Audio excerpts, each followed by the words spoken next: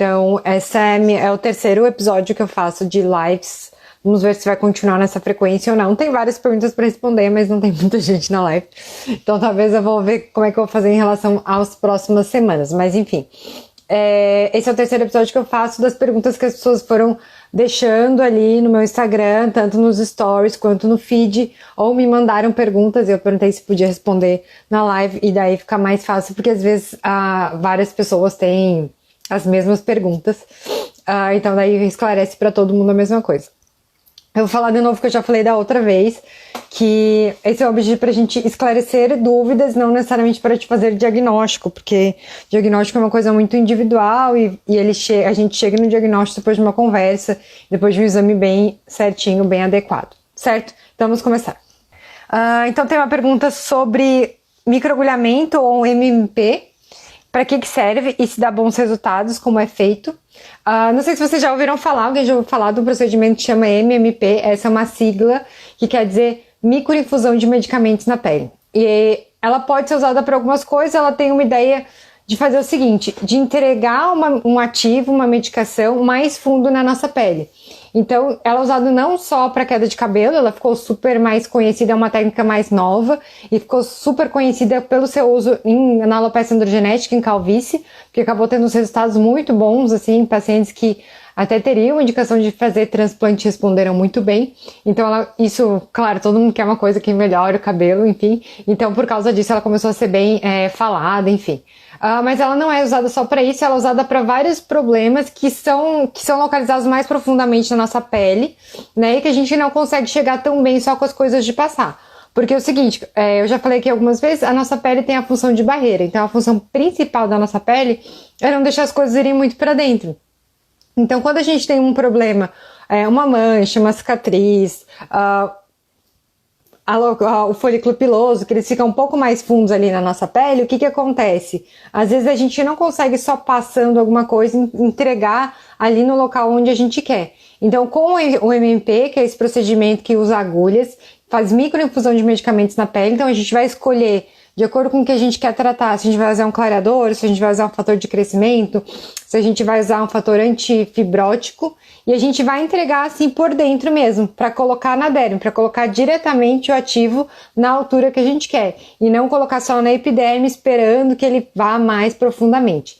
Então é isso que é o MMP. O microagulhamento tem uma função, uma ideia que pode ser um pouco parecida, mas ele tem uma coisa só dessa agressão, desse estímulo de uma nova cicatrização que o microagulhamento faz, que são agulhas maiores, mas depois que a gente faz o microagulhamento, a gente também consegue entregar medicações mais profundas na nossa pele. Então, as duas coisas podem ser usadas para queda de cabelo, mas aí depende realmente qual que é o tipo de queda, enfim, mas é bem interessante. Então, se você limpou o cabelo, digamos assim, está em dúvida se é um tratamento legal para ti ou não, consulta o dermatologista para ver, mas eu acho que é bem interessante e é um tratamento mais novo. Então, se foi, digamos, há 5 anos consultar com o dermatologista, ele mandou fazer transplante e não tinha mais o que fazer, talvez essa seja uma opção, porque realmente é um tratamento que foi criado por um brasileiro, na verdade é mais recente, certo?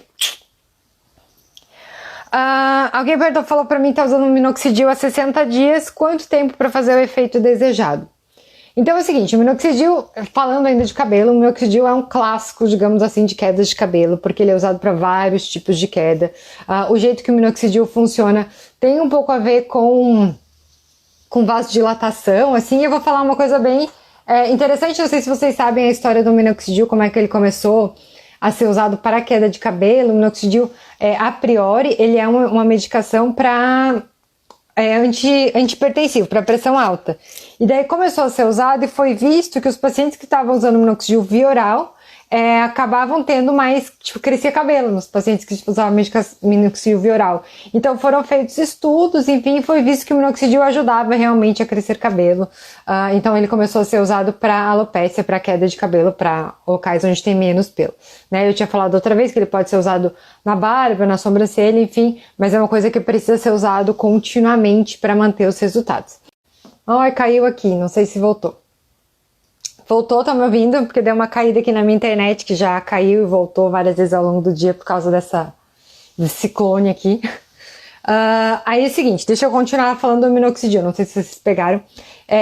Tá, obrigada, Natália. Então, assim, o minoxidil, daí começaram a fazer mais estudos em relação ao minoxidil e passou a ser usado só mais, tipo, de passar mesmo, sabe? E daí foi visto que ele fazia crescer cabelo, enfim. O que aconteceu daí depois disso? Se usa ainda muito minoxidil para vários tipos de queda de cabelo, mas o minoxidil tem um problema da cosmética, então quem já usou minoxidil aí, comenta aí. Minoxidil não é fácil de usar, ele deixa o cabelo meio duro, para mulheres é bem difícil e a posologia ideal dele é ainda 2 vezes por dia, então de manhã e de noite. Então, às vezes, se não deixa o cabelo amarrado, não consegue, sabe, ficar usando minoxidil direto. E daí, atualmente, digamos, nos últimos anos, de novo, tem se proposto usar minoxidil via oral novamente, com a posologia mais fácil, às vezes, do que coisa de passar. Mas, enfim, quanto tempo demora pra gente ver a resposta do minoxidil? Geralmente, perto de 4 a 6 meses para começar a ver melhora com o minoxidil. E daí, sim, pra gente poder dizer, não respondeu ao minoxidil, esse paciente é não respondedor ao minoxidil. E tem, sim, uma porcentagem pequena de pessoas que não respondem ao minoxidil. Eu ter usado 12 meses, só usou 12 meses certinho, e daí não respondeu, daí sim, realmente, então a gente tem que descartar. Para pessoas mais velhas, como homens são quase carecas, funciona, a Natália perguntou. Então, o que a gente consegue com o minoxidil? Engrossar a espessura do fio e prolongar o tempo de crescimento do fio.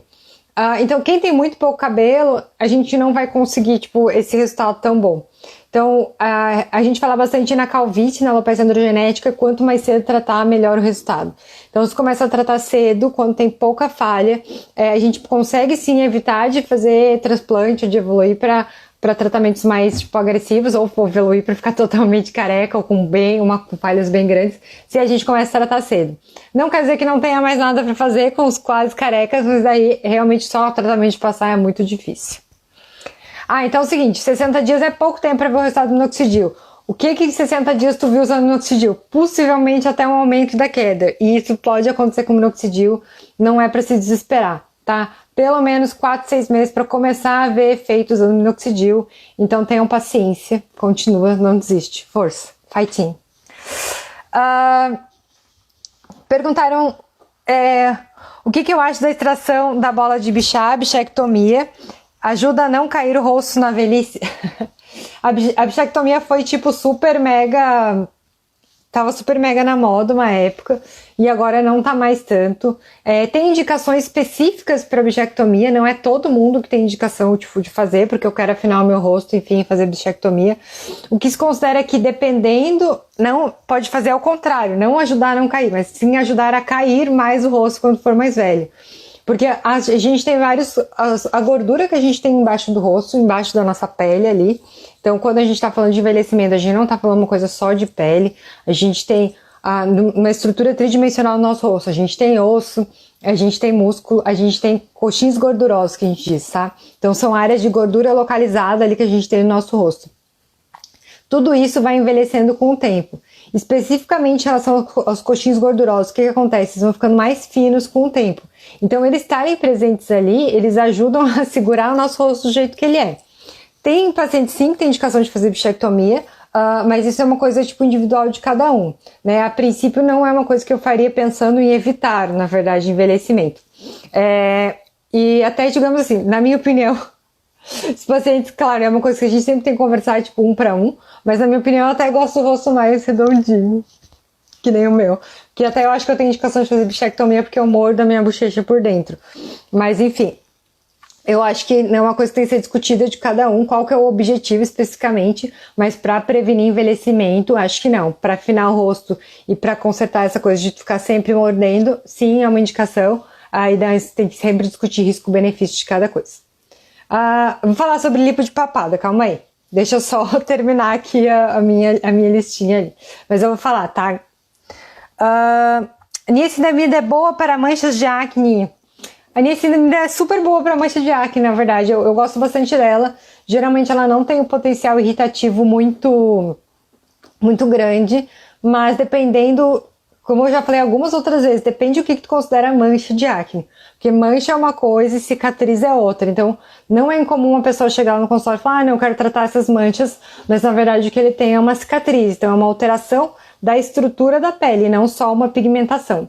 Então, isso realmente a gente precisa fazer procedimento, fazer outras coisas junto para melhorar. E só coisa de passar não resolve, tá? Mas assim, é uma coisa que é interessante para mancha, sim. Tem uma ação também anti-acne mesmo, nesse, mas é interessante ver o que é melhor para cada caso, né?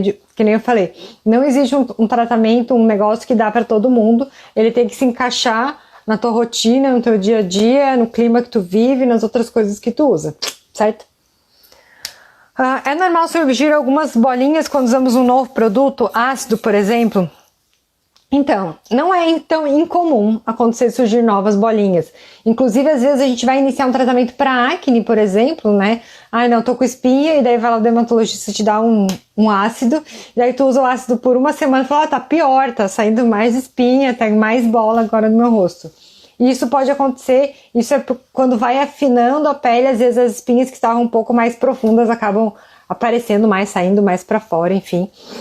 Mas essas bolinhas realmente tem que avaliar se não é nenhum tipo de alergia, né? Eu tô falando que pode bolinha ser sim normal, mas pode ser que não seja também. Vamos ver o que mais. Qual produto de passar no rosto você indicaria para hidratar e tirar as espinhas? Então eu tava falando, tipo, nesse ainda é interessante, mas na verdade, assim, depende muito de qual que é a espinha que tem, né? Geralmente, a gente tem, tipo, hidratantes e tem produtos para tirar as espinhas. Então, são coisas que é muito difícil que a gente encontre um que seja super efetivo e que vão ser as duas coisas ao mesmo tempo, tá? Então, a gente tem vários tipos de ácido, ácido retinóico, ácido azelaico, peróxido de benzoíla, e por aí vai, de coisas que a gente usa para acne. E geralmente, se a gente colocar um hidratante, é legal, tipo, funciona, as coisas funcionam sinergicamente. Mas um produto que faça tudo junto, a não ser que seja uma acne muito leve ou uma desidratação muito leve, daí talvez funcione, mas quando tem realmente acne visível, às vezes a gente precisa realmente fazer um produto para hidratar e um produto para tratar a acne especificamente. E daí, qual produto? Depende muito da sua experiência com produtos prévios, dos teus cuidados, enfim, da localização, do teu fototipo, pele mais clara, pele mais escura, enfim, e por aí vai. Mas são mais ou menos esses produtos ali que eu tinha conversado com vocês. Qual o melhor procedimento para flacidez? Então, não envelhecer. A gente tem um monte de procedimento para flacidez. Então, se a gente for começar a conversar sobre procedimentos que a gente tem dermatológicos, o que tu vai ver é que dos últimos anos tem focado muito em procedimentos que vão tratar a flacidez junto. No começo eu vou dizer assim, tipo, no começo quando eu me formei em dermatologia, que não faz tanto tempo assim, faz 5 anos e pouco que eu me formei em dermatologia, o que a gente tinha e o que se focava era botox preenchimento. Botox preenchimento era o que tinha de procedimento. Laser também, botox preenchimento laser. Eu tava começando a falar um pouco mais de microagulhamento, mas hoje em dia a gente tem muitos procedimentos que são focados especificamente para a flacidez, tá? Então eu vou falar coisas que a gente faz comumente para flacidez, por exemplo, do rosto, tá? Procedimentos para flacidez do rosto. Ultrassom microfocado é uma das coisas que a gente faz, e eu acho bem legal o resultado do ultrassom microfocado, que tem o objetivo de esquentar a derme, que é essa parte mais profunda da pele, sem danificar a epiderme, que é o que a gente vê. Então ele consegue ter esse efeito sem ficar muito feio no dia seguinte. Por exemplo, quando a gente faz um laser ablativo, que também estimula... Oi, Laís! Que também estimula... colágeno, o que acontece? A tua pele ela fica queimada junto. Mas ele tem, tipo... Eu vou mostrar aqui, calma aí, deixa eu fazer um desenho, se dá pra entender como é que funciona o ultrassom microfocado. Vamos ver.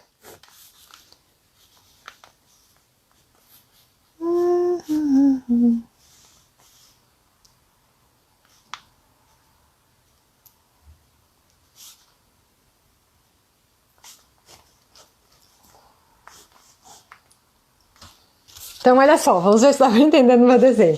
Aqui na parte mais... Ai, meu Deus, caiu de novo. Olha só o meu desenho aqui, vê se dá pra ver. Olha só, na parte mais superficial da nossa... Tá ao contrário. Mais superficial da nossa pele, que é o que a gente vê, que chama epiderme. Embaixo da epiderme a gente tem a derme.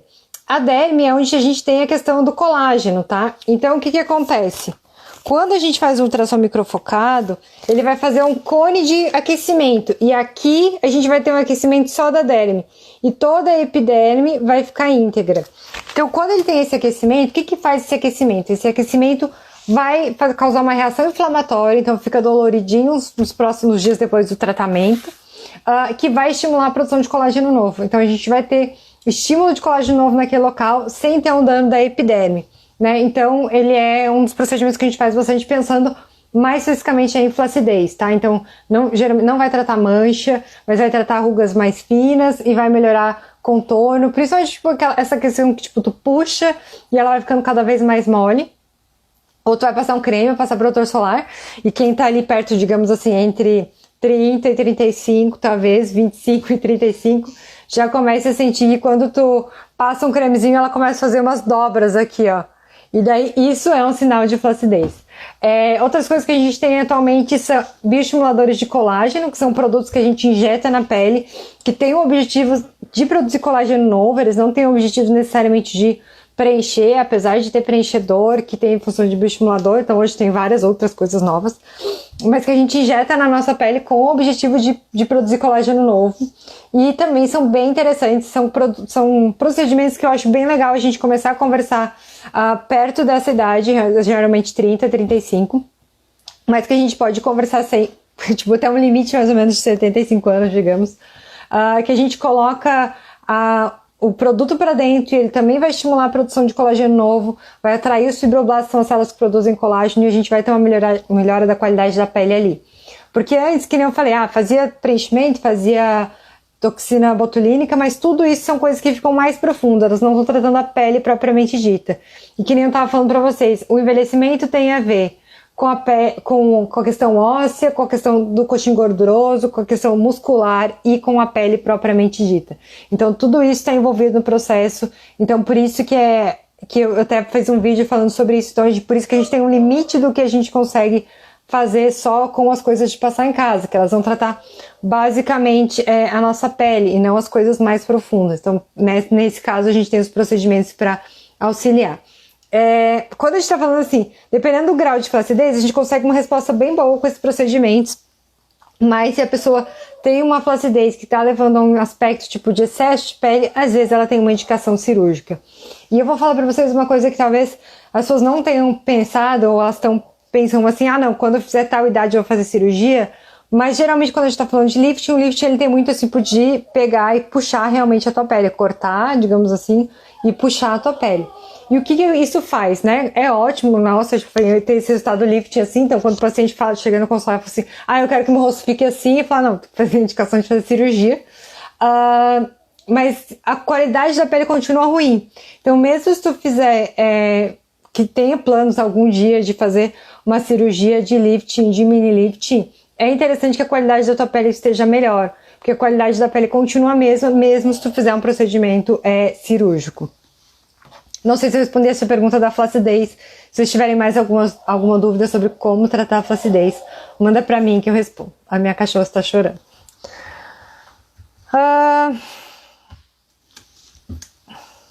Como a qualidade do sono afeta o envelhecimento da pele? Então é o seguinte, eu já falei, a gente tem algumas coisas que vão influenciar o nosso envelhecimento. Então tem uma questão genética, tem uma questão dos procedimentos que a gente faz, do skincare do dia a dia e da nossa qualidade de vida em geral. Então, quando a gente dorme mal, as coisas não funcionam bem, a gente tem alterações hormonais, deficiências hormonais, que vão levar a uma perda de qualidade da pele. Então, pode ver assim, que, claro, isso é uma coisa individual, tá? Então, tem gente que tem que dormir mais, tem gente que dorme menos, mas isso é uma coisa que tu tem que dormir a quantidade de horas que o teu corpo precisa. Tem gente que é 3 horas, tem gente que é 10 horas. Né? As pessoas falam que tem que dormir 8 horas, mas não necessariamente isso é uma coisa que varia de pessoa para pessoa. Mas no sono a gente tem a recuperação de várias funções, né? Inclusive cerebrais. Então elas são importantes para isso e elas são importantes também para a recuperação da nossa pele. Então, quando a pessoa dorme mal, talvez você já tenha percebido, tipo, ficou vários, sei lá, tava muito estressado, não conseguiu dormir por vários dias, que a pele ficou pior, a qualidade da pele ficou pior. E isso tem total relação com o sono mesmo. Então, a longo prazo, dormir mal vai fazer você envelhecer mal também. Quando é recomendado o uso de retinol? Então, não sei se vocês... Retinol, ele é um derivado retinoide, tá? Os retinoides... Tu dorme mal? Os retinoides, na verdade, eles são tipo o bambambam, digamos assim, do skincare. Por quê? Porque o ácido retinóico é o produto, é a substância que tem mais evidência científica de antidade. Ponto. Não tem. Tu pode comprar o produto melhor, super caro, R$400, R$500 o negocinho, a embalagem, mas o retinol que tem mais, o ácido retinóico que tem mais estudos. A tretinoína é o que tem mais estudos de antidade, de ajudar a manter a função da pele, de ajudar a manter o colágeno. E daí é o seguinte, do ácido retinóico, a gente tem vários outros produtos que se derivam dele, que são os retinoides. O retinol é um deles, tá? Então a gente tem, digamos assim, o retinol... Oi, Giovânia! O retinol, ele é tipo um parente mais fraco, digamos assim, do ácido retinóico. E por que às vezes a gente tem que usar retinol e não usar ácido retinóico? Porque não é todo mundo que tolera usar o ácido retinóico. Por exemplo, na minha cara, se eu colocar ácido retinóico, amanhã ela vai cair. Eu não consigo usar ácido retinóico, porque o ácido retinóico tem um potencial irritativo considerável. Tem pacientes que usam uma concentração bem alta e não sentem quase nada, mas tem pacientes que usam uma concentração baixa, no caso eu, pessoas que usam uma concentração bem baixa e já sentem muito, descama a pele, então ele tem um potencial de dar uma dermatite de contato irritativa considerável. Então também não adianta a gente tentar usar o produto que tem a melhor ação anti-idade pra gente ficar feia todos os dias descamando e não ter como esconder. Eu acho isso, tipo, realmente um absurdo total, entendeu? Tu vai pra ficar melhor e é um produto de uso crônico, digamos, se a gente tá pensando, por exemplo, em anti-idade, e tu vai ficar descamando todos os dias da tua vida pra daqui 20 anos ficar melhor. Não dá, né? Então tem que ser uma coisa que teu corpo tolera. Então, daí surgiu os derivados retinoides, que eles são menos irritativos, tem um potencial de irritação menor. Então, assim, deixa eu falar até, tipo, um dos peelings que é mais feito, tipo, em consultório médico, é um peeling superficial de ácido retinóico, que é uma concentração bem maior do que a gente encontra para comprar pronto, assim, para fazer. E tem esse objetivo também de estimular a produção de colágeno novo e descamar, porque o peeling significa descamação. A partir de quando que é recomendado usar retinol? Eu diria que a partir dos 25 anos a gente já poderia pensar em usar retinol.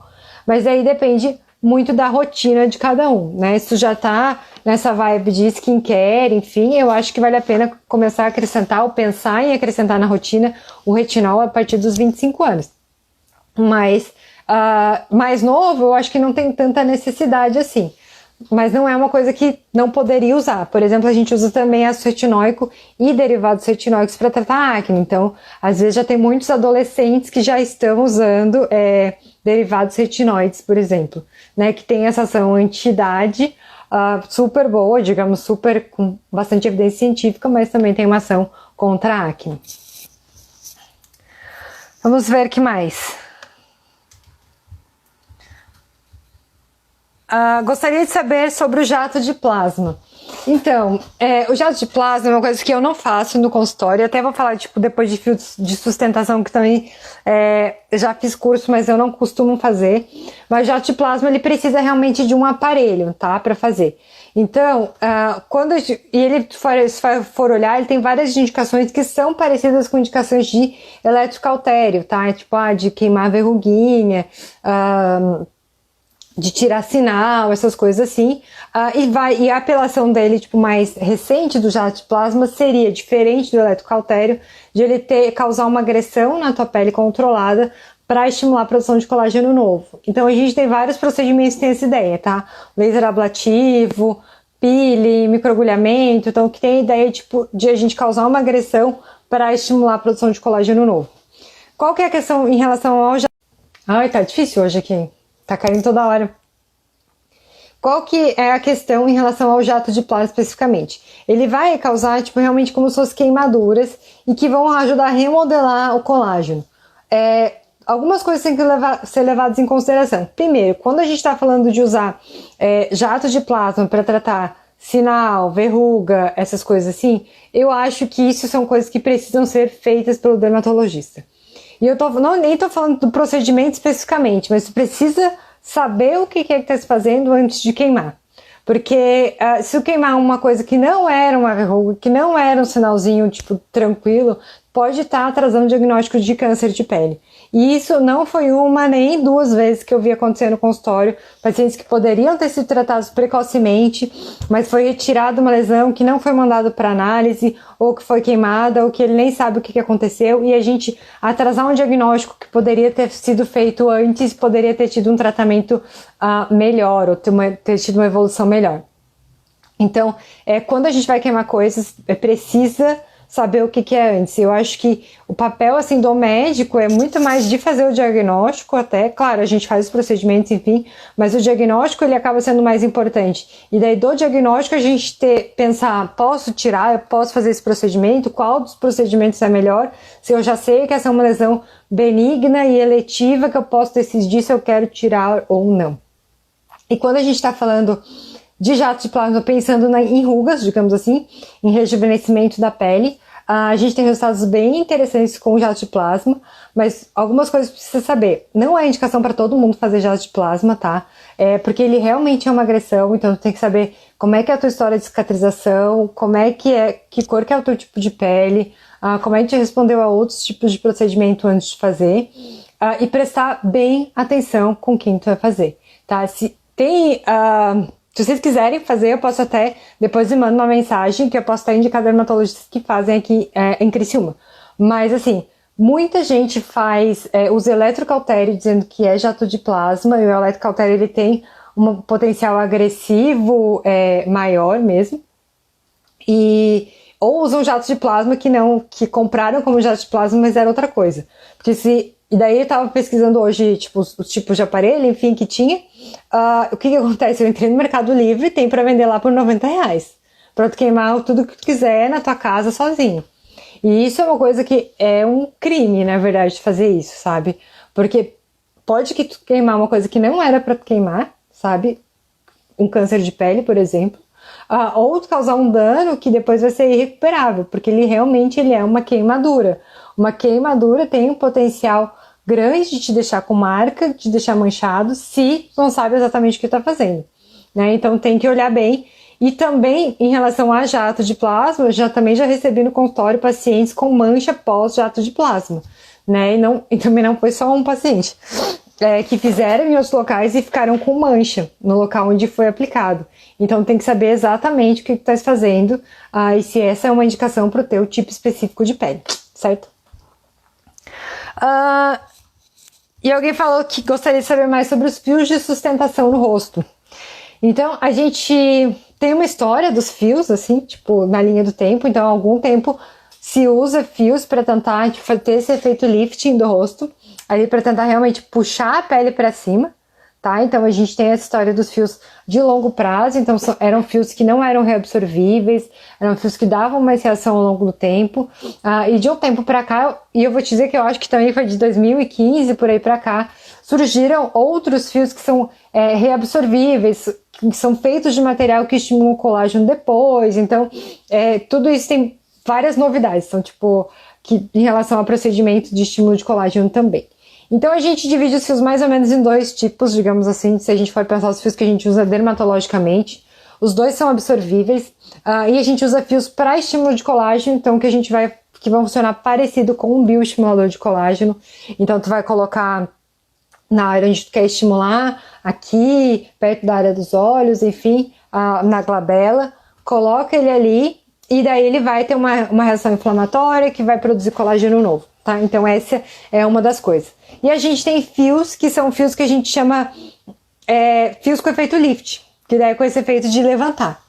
O que acontece? Esse efeito lift, ele é temporário, ele não é para sempre.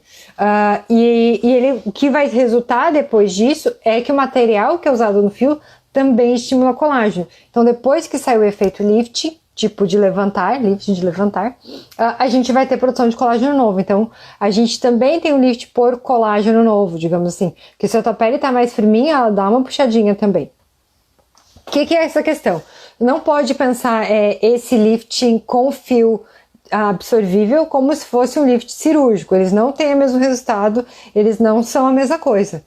Então, quando a gente vai fazer esse efeito com esse efeito lift, a gente vai ter um efeito lift que vai durar alguns meses, 6 meses, 8 meses, às vezes até 12 meses.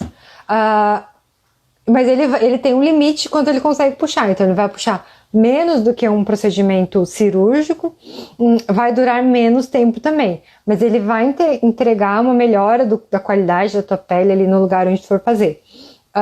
E não é para todo mundo, porque assim, quem tem a pele, o rosto muito pesado, assim, tu vai tentar puxar, ele não vai puxar, porque o fio ele tem tipo uma ancoragem assim para puxar, né? Então ele vai segurando aqui. Mas se tu tem a pele muito grossa, ele não vai conseguir puxar. E se tem a pele muito fina, ele vai ficar visível. Então tem que ter um paciente que tem indicação certinha para fazer o fio. E eu vou dizer que esse é um dos motivos pelos quais eu não faço muito fio. Porque apesar de eu ter feito curso, enfim, dos fios, eu acabo não fazendo muito porque eu acabo preferindo usar outras formas de estimular colágeno, outras formas de fazer lifting com preenchedor e tal, que a gente também consegue ter esse efeito assim, digamos assim, não assim, com preenchedor. Então, às vezes eu acabo preferindo essas outras coisas. Que mais? Será que a pessoa que me perguntou da lipo de papada tá aqui ainda? Então é o seguinte, em relação à lipo de papada, que me perguntaram, então existe a lipo cirúrgica mesmo, tá? Então que realmente coloca, da mesma forma que a lipo da barriga, coloca uma cânula e aspira aqui, essa é uma forma de fazer lipo. Existe aquela lipo enzimática, tá? Que são uma enzima que ela destrói a gordura, que ela faz uma reação inflamatória e destrói a gordura. Então, são um procedimento injetável que a gente faz ali, tá? E o que eu tenho feito mais agora ali no consultório é um tratamento com ultraformer, que é esse ali que eu falei pra vocês, que é ultrassom microfocado. E no caso da gordura, daí ele é macrofocado. Então, o que ele faz? Ele vai lá e queima a gordura. Se for o caso, né, digamos assim. Queima a gordura aqui. O que eu tenho que pensar? Quando tem esse excesso de pelezinha aqui, tá? Eu tenho aqui um pouquinho... eu vou ter que fazer alguma coisa aqui, gente. Quando tem esse excesso de pele aqui, ele pode ser por excesso de gordura, sim, mas muitas vezes as pessoas acham que isso é causado por excesso de gordura, mas na verdade ele é causado por flacidez, tá? Porque a pele vai ficando mais mole, aqui mesmo. Então nem sempre é excesso de gordura. Se não for excesso de gordura, não adianta fazer injeção enzimática ali que não vai melhorar. E nem fazer a lipo mesmo de sugar. O que acontece? Não dá para todo mundo fazer, mesmo que seja gordura, tá? Que tem aqui embaixo. Às vezes só fazer a lipo não é suficiente, tá? Então, pacientes jovens que tem gordura aqui, a gente faz a lipo enzimática, injeta, enfim, e a pele volta pro lugar, porque ela não tá flácida. Mas conforme tu vai ficando mais velha, a tua pele vai ficando mais flácida. Então o que acontece? Pode tirar a gordura aqui, mas a pele não vai colar de volta aqui, porque a pele não é mais a mesma coisa que era antes. Então ela perde essa capacidade elástica de voltar onde ela estava antes. Então é interessante fazer uma avaliação para ver exatamente o que é que está acontecendo. Se é flacidez, a gente pode tratar com várias dessas tecnologias que eu falei para vocês, que tem essa ação tipo para estímulo de colágeno novo, inclusive fio, por exemplo, também dá para fazer aqui nessa região. E agora eu vou pensar melhor carinho nos fios. E o fio também dá para fazer aqui nessa região, dá para fazer no pescoço. E se for gordura, daí tratar especificamente a gordura. Por que eu gosto bastante do Ultraformer, do ultrassom micro e macro focado, que é esse aparelho ali? Porque a gente consegue tratar a gordura e tratar a flacidez nessa região. Então, porque geralmente são os pacientes que têm essas duas coisas associadas, sabe? É difícil que venha uma pessoa que só vai ter gordura ali e não tenha nada de flacidez. Então eu gosto de fazer esse aparelho ali, porque ele trata as duas coisas. A gente consegue melhorar a flacidez e diminuir a gordura também. Então é uma coisa bem Então é uma coisa bem interessante, tipo, melhora muito, né? Outra coisa, se for, digamos assim, flacidez, por exemplo, às vezes a gente não precisa, né? Você tá falando dessa região aqui, né? Que tá ficando, fica mais caidinha ali. Às vezes a gente não precisa nem tratar nada aqui. A gente melhorando o contorno do rosto com preenchedor ou com bioestimulador, tipo, por exemplo, assim, ó. Uma coisa que tu pode ver, se a pessoa tem problema no queixo, o queixo mais pra dentro, se a gente preencher o queixo, o que acontece? Puxa a pele daqui de baixo e melhora o contorno. E isso é uma coisa, tipo, incrível, tá? Tu não mexe nada aqui, e a gente mexe só aqui nessa região aqui, melhora o contorno do rosto e a papada vai pra dentro. Mas, claro, não é pra todo mundo, então depende de pessoa pra pessoa, não é todos os preenchedores ali que vão fazer isso, tem excesso de gordura, aí tem que tratar o excesso de gordura, não tem muito por onde correr. Emagrecer também já ajuda a diminuir aqui. Vamos ver. Então, acho que era isso, gente, que eu tinha de que as pessoas perguntaram. Se vocês tiverem mais alguma coisa, se vocês quiserem perguntar, podem mandar um direct pra mim, pode colocar no feed, enfim. Provavelmente na quarta-feira que vem eu vou fazer de novo, porque acaba tendo mais perguntas, e se as pessoas não tiverem perguntas, eu vou fazer na outra quarta, mas quase certo que na quarta-feira eu vou fazer. E se vocês tiverem alguma sugestão em relação à live, enfim, a como melhorar meu Instagram, daí vocês podem mandar pra mim. Obrigada por todo mundo que me acompanhou hoje. Qualquer coisa me avise. Tchau. Do minoxidil? Eu respondi sim, do minoxidil. Na verdade, sim, só pra... Depois tu olha ali que eu vou deixar no IGTV. Mas o minoxidil precisa de 4 a 6 meses pra tu começar a ver melhora. Certo? Daí tu dá uma olhadinha ali. Qualquer coisa, se tu tiver dúvida, daí tu me avisa. Tá bom? Da flacidez corporal. Flacidez corporal é uma coisa, tipo, geralmente os tratamentos são os mesmos, ou parecido. Quando a gente tá falando de flacidez corporal, e daí a gente pode usar a mesma coisa. Ultraformer, que eu tinha conversado ali com vocês. O fio também dá para usar para flacidez corporal. Os bioestimuladores injetáveis de colágeno também. Então, geralmente, a gente vai fazer coisas injetáveis. É muito difícil melhorar flacidez. A gente usa também retinol no rosto, às vezes no corpo. Então, a gente tem alguns produtos com retinol, que eu estava falando antes, que os retinóides são bem interessantes quando a gente está falando de antidade. Às vezes a gente usa alguns produtos também no corpo, mas geralmente é difícil fazer procedimento. Gisele, qual que é a área que está te incomodando mais? Tu está perguntando qual que é o melhor procedimento? Porque daí depende muito, assim, da região. Porque a gente, áreas maiores, a gente prefere fazer uma coisa ou outra, enfim. Mas áreas que são bem interessantes, que são as clássicas, tá? Só para vocês saberem de serem tratadas com esse tipo de tecnologia. Braço, que é uma coisa que as pessoas se incomodam bastante. Pescoço, vamos dizer que pescoço também é corporal. Pescoço, colo, coxa, realmente, bumbum. Aquela na barriga que as pessoas chamam de umbigo triste, quando às vezes a pessoa tem filhos, a pessoa tem filho, emagrece, mas a pele fica flácida, sabe? E daí o umbigo fica caído. Daí a gente chama de umbigo triste. Também dá pra fazer tecnologia para melhorar o umbigo triste. Todas essas tecnologias que eu falei dá pra fazer. E na coxa e no bumbum também. E sabe que as pessoas se incomodam? Vocês me falem se tem alguém que se incomoda com isso que tá vendo essa live. Que é tipo flacidez do joelho, em cima do joelho. E daí que a pele cai por cima do joelho. Não é uma coisa que eu vi em mim ainda, mas também é uma indicação clássica de a gente usar esse tipo de produto. Ou tecnologia, dependendo do que a gente estiver falando. Então, Gisele, da coxa, geralmente a gente faz procedimento, tá? E daí a gente precisaria avaliar. Eu gosto mais de fazer bioestimulador de colágeno. Então, Gisele, a Carbox, ela não é ruim, mas é que é um estímulo de colágeno mais indireto, sabe? Então, às vezes a gente tem um resultado um pouco menos palpável, um pouco menos visível, assim. Melhorar um aspecto geral. Mas não é ruim, não. Também é uma alternativa de tratamento. A gente tem um monte de coisa. Se vocês forem ver, tipo estética, por exemplo, talvez você encontre outro tipo de ultrassom, radiofrequência, enfim, essas coisas para flacidez.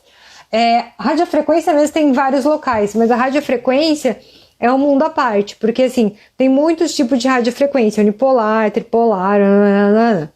E daí, se tu vai fazer um pacote, tipo, numa estética, vai fazer um pacote na estética, vai dizer, ah, não, são 10 sessões, e agora, quanto seria 10 sessões? Ah, 10 sessões é R$ 1.800, enfim. Então, tu já sabe que essa é uma radiofrequência que não vai ter um resultado em poucas sessões. Porque o aparelho de radiofrequência que vai ter resultado em poucas sessões, ele é bem caro. O custo do aparelho já é caro, enfim. Então, por isso que o procedimento não é impossível de ser oferecido com o mesmo valor. Né? De ser oferecido, tipo, 10 sessões por R$ 1.800, enfim. Não sei, tô chutando, eu não faço a mínima ideia quanto é custo. Porque eu não faço radiofrequência. Então eu tenho feito mais tipo ultrassom microfocado, que ele tem bastante estudos. O nome do ultrassom microfocado que eu tenho chama Ultraformer 3. E ele é bem legal, tipo assim, não tem muita dor associada. É muito legal para quem não pode ter downtime grande, então tipo, precisa trabalhar no dia seguinte, dá para trabalhar no dia seguinte, diferente do laser. Claro que o laser tem as suas particularidades. O laser melhora a qualidade da tua pele, melhora a mancha, coisas que a gente não consegue com o Ultraformer. Então, que nem eu falo várias vezes, a gente precisa realmente discutir qual que é o objetivo que a pessoa tem a fazer um procedimento ou outro, para a gente tentar agregar o máximo de benefício para cada um, né? Então, por isso que eu acho que a avaliação é mega importante. Às vezes o paciente manda mensagem lá no consultório e pergunta, quanto que é o peeling? E eu não gosto nem de dar o valor, porque mesmo tendo mais ou menos um valor, digamos assim, claro que o valor varia, tipo, se a pessoa vai fazer uma sessão, vai fazer duas, ou se a gente vai colocar o peeling dentro de um pacote de coisas que a pessoa vai fazer, mas eu não gosto nem de falar, porque às vezes a pessoa já vem, tipo, com aquela expectativa de que vai fazer, ou já vem com dinheiro pensando para fazer isso, e na verdade não é indicação, não vai resolver o problema que ela quer. Então, os procedimentos vão ser melhores quanto mais a gente souber, ou quanto melhor for a comunicação entre o médico e o paciente, para saber exatamente o que ele está querendo. Certo, gente? Desculpa que a internet ficou caindo direto hoje. Eu acho que não só eu, mas várias pessoas tiveram vários problemas com energia elétrica e a minha internet caiu várias vezes ao longo do dia mesmo. Se vocês tiverem alguma dúvida, mandem para mim. Me falem se vocês estão gostando, se vocês estão odiando. Ou o que eu posso fazer para melhorar. Se cuidem. Beijo, obrigada por acompanhar de vocês. Tchau.